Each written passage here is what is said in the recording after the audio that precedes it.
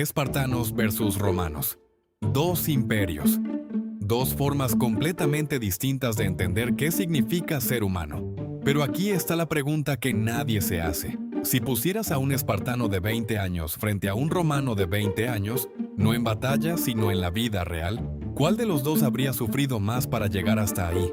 La respuesta no es la que esperas. Y cuando la escuches, vas a entender por qué una de estas dos civilizaciones desapareció antes que la otra. Todo el mundo conoce a los espartanos y a los romanos. Los has visto en películas, en series, en videojuegos. Crees que sabes quiénes eran.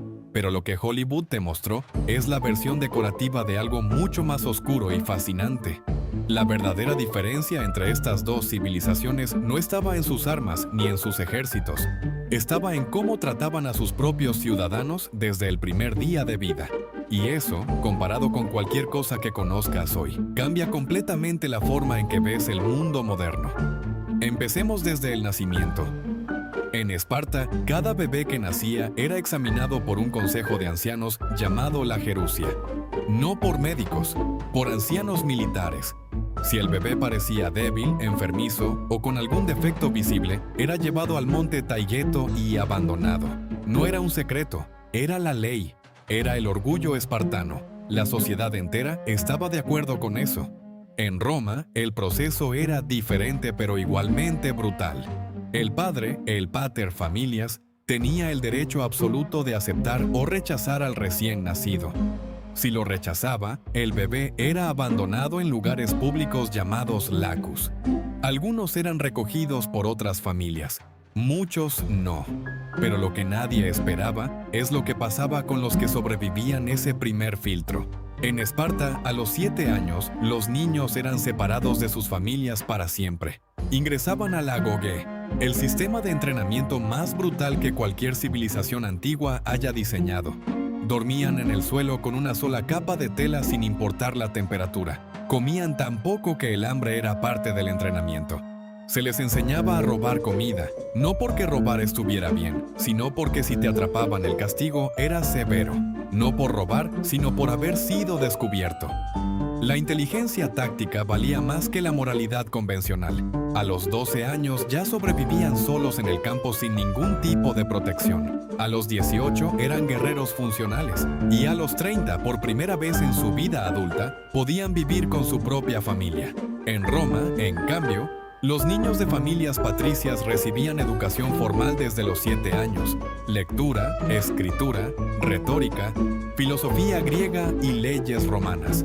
El objetivo no era crear soldados, era crear administradores del mundo. Pero lo que nadie esperaba es lo que eso significaba para las mujeres de cada civilización. Las mujeres espartanas eran únicas en el mundo antiguo.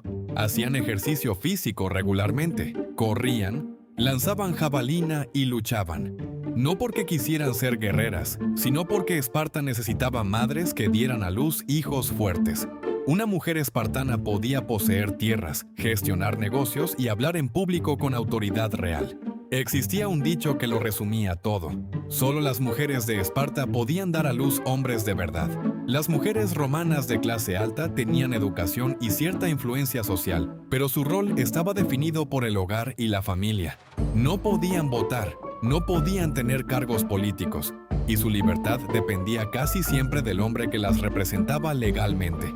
Pero lo que nadie esperaba es lo que ambas civilizaciones hacían cuando sus hombres regresaban derrotados de la batalla. En Roma, un general derrotado podía regresar, explicar lo ocurrido, pedir clemencia y en muchos casos reconstruir su carrera política completamente. Roma entendía que perder una batalla no significaba perderlo todo.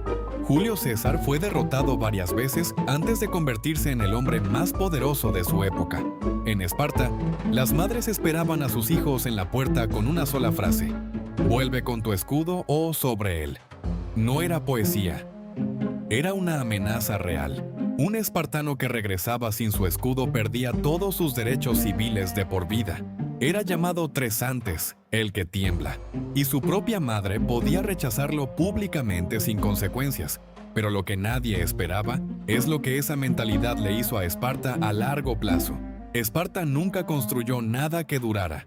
No dejó grandes edificios, no dejó literatura, no dejó arte, porque todo su sistema estaba diseñado para producir guerreros, no pensadores, no constructores, no creadores.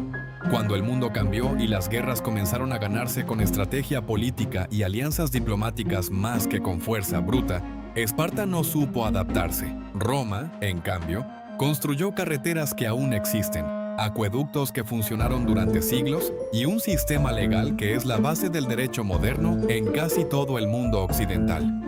Roma entendió algo que Esparta nunca comprendió, que el poder más duradero no viene de destruir a tus enemigos, sino de absorberlos y convertirlos en parte de ti.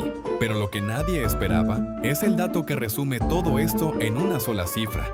Y aquí llega el dato que probablemente vas a repetir esta misma noche.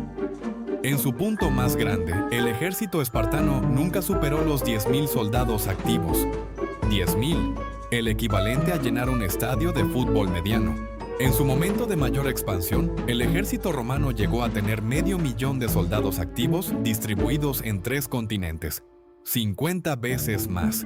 Pero lo más fascinante no es el número, es el porqué. Un galo podía volverse romano, un griego podía volverse romano, incluso un espartano conquistado podía volverse romano. Nadie podía volverse espartano. Esa diferencia de mentalidad es la razón por la que hoy hablas un idioma que desciende del latín y no del griego antiguo. Y es la razón por la que Roma duró 1000 años más que Esparta. Esparta creó los mejores guerreros de su tiempo y desapareció. Roma creó un sistema que podía incluir a cualquiera y dominó el mundo durante siglos. La pregunta real no es quién era más duro, es cuál de los dos modelos funciona cuando el mundo cambia, y la historia ya respondió eso con claridad. ¿Tú? ¿Con cuál de los dos te identificas más? ¿Con la perfección absoluta de Esparta o con la adaptabilidad de Roma? Déjamelo en los comentarios. Quiero leer tu respuesta. Si este video te hizo ver estas dos civilizaciones de forma diferente, dale like y suscríbete porque el próximo video va a ser igual de difícil de ignorar.